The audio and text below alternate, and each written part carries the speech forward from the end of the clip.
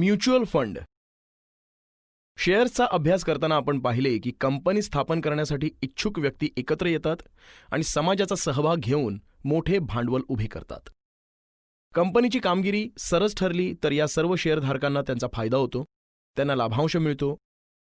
शेअर्सचे बाजारभाव वाढतात म्हणून लाभ होतो. कंपनीचे भांडवल वाढते, पर्यायाने देशाच्या प्रगतीला हातभार लागतो. थोडक्यात हे समाजशास्त्राचे तत्व आहे. Together we can progress. परंतु प्रत्येक नाण्याला दोन बाजू असतात. शेअर्समध्ये फायदा होण्याऐवजी कधीकधी तोटाही होऊ शकतो. हा तोटा कमी करता येईल का? गुंतवणूकदारासाठी ही जोखीम कमी करता येते का? तर होय.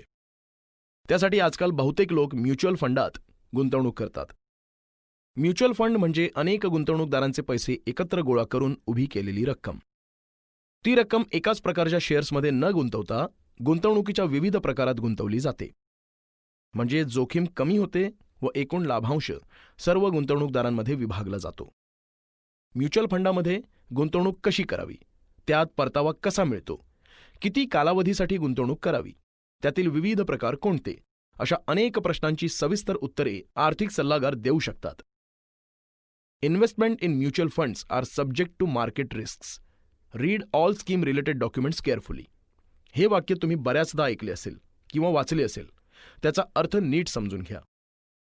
क्वचित प्रसंगी म्युच्युअल फंडामध्ये केलेल्या गुंतवणुकीवर नफ्याऐवजी तोटा होतो आणि तो गुंतवणूकदारांना सोसावा लागतो. म्युच्युअल फंड म्हणजे तज्ज्ञ व्यावसायिक लोकांद्वारे निर्माण करण्यात आलेली फंड योजना. या तज्ज्ञांना AMC म्हणजे असेट मॅनेजमेंट कंपनी म्हणतात.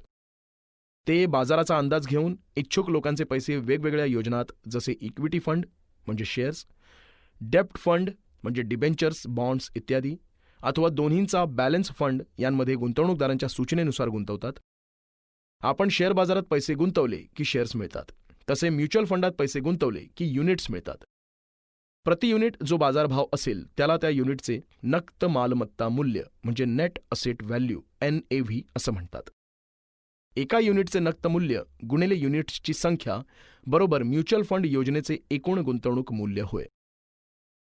मुलांनो, पण हे लक्षात ठेवा की शेअर्सच्या भावाप्रमाणे म्युच्युअल फंडातील युनिट्सचे नक्त मूल्य पण सतत बदलत राहते. गरज असेल तेव्हा हे युनिट्स विकता येतात.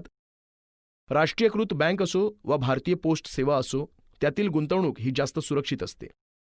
मात्र या गुंतवणुकीतून मिळणारा परतावा सहसा महागाईचा योग्य सामना करण्यात अपुरा पडतो.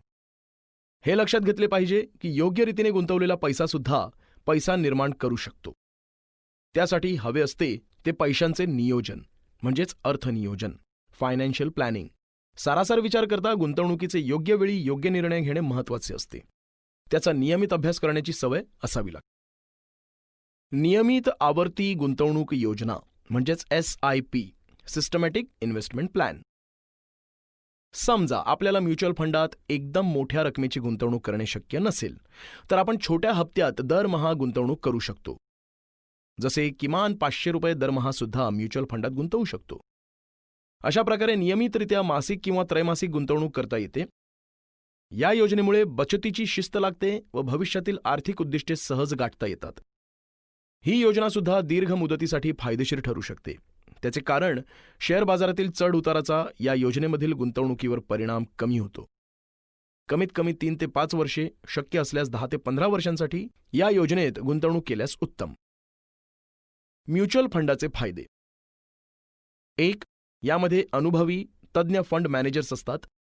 2. पारदर्शकता. म्युच्युअल फंडातील गुंतवणुकीत पुरेशी सुरक्षितता व पारदर्शकता असते. 3. यामध्ये मर्यादित जोखीम असते. 4. काही ठराविक फंडातील ELSS मधील गुंतवणुकीवर आयकर कलम 80C खाली वजावट मिळते. 5. गुंतवणुकीत वैविध्य म्हणजे डायव्हर्सिफिकेशन ऑफ फंड्स असते. 6. तरलता. यामध्ये पाहिजे तेव्हा आपण युनिट्स विकू शकतो. 7. यामध्ये अल्प व दीर्घ मुदतीचे फायदे मिळतात. सोडवलेली उदाहरणे. उदाहरण 1. म्युच्युअल फंड योजनेचे बाजार मूल्य ₹200 कोटी असून कंपनीने 8 कोटी युनिट्स केली असतील, तर एका युनिटचे नक्त मालमत्ता मूल्य काढा. उकल. एका युनिट्सचे नक्त मालमत्ता मूल्य बरोबर ₹200 कोटी छेद 8 कोटी युनिट्स बरोबर ₹25 प्रति युनिट. उदाहरण 2. उदाहरण 1 मधील कंपनीत समजा तुम्ही ₹10,000ची गुंतवणूक केली तर तुम्हाला किती युनिट्स मिळतील? उकल. युनिट्सची संख्या बरोबर केलेली गुंतवणूक छेद एका युनिटचे नक्त मूल्य बरोबर 10,000 छेद 25 बरोबर 400 युनिट्स मिळतील. तर अशा प्रकारे या पाठातून आपण GST, शेअर्स आणि म्युच्युअल फंडचा अभ्यास केला.